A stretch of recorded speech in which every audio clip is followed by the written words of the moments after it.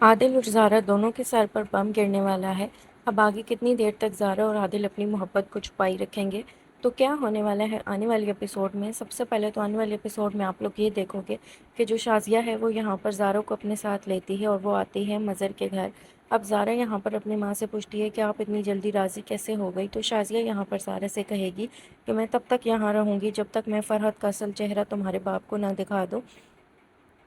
اب شازیہ گھر آنے کے بعد یہاں پر پھر سے گھر میں چہل قدمی کر رہی ہوگی اور ماضی کے بارے میں سوچ رہی ہوگی، تو وہاں پر مظہر بھی آ جاتا ہے۔ اب یہاں پر مجھے لگتا ہے کہ شازیہ اور مظہر کے درمیان صلح ہو جائے گی، کیونکہ مظہر یہاں پر شازیہ سے معافی بھی مانگ لے گا اور اس سے شکوہ بھی کرے گا کہ اگر تمہارے باپ نے اس دن ہمیں ملنے دیا ہوتا تو ہم 20 سال سے ایک ساتھ ہوتے۔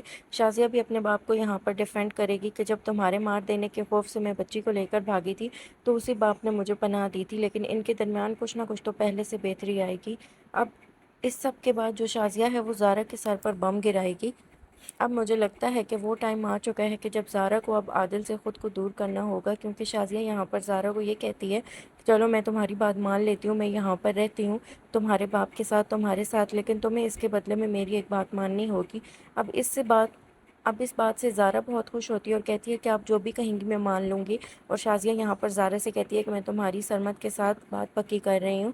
ایک دفعہ تو یہاں پر زارا کو ایک جھٹکا سا لگے گا، لیکن زارا اس وقت خود ہی عادل سے دور رہنا چاہتی ہے، تو وہ اپنی ماں کی ہاں میں ہاں ہی ملائے گی۔ اب یہاں پر ہوگا کچھ یوں کہ اب جو زارا ہے وہ پہلے سے بھی زیادہ عادل کو اگنور کرنا سٹارٹ کر دے گی، تو زیادہ ٹائم یہاں پر سرمد کے ساتھ سپینڈ کرے گی، اور اسی کے ساتھ آنے والے ایپیسوڈ میں مظہر شازیہ کو یہ بھی بتا دیتا ہے کہ ہمیں سارا اور عادل کی بھی شادی کرنی ہے۔ شازیہ اس پر بھی مان جائے گی۔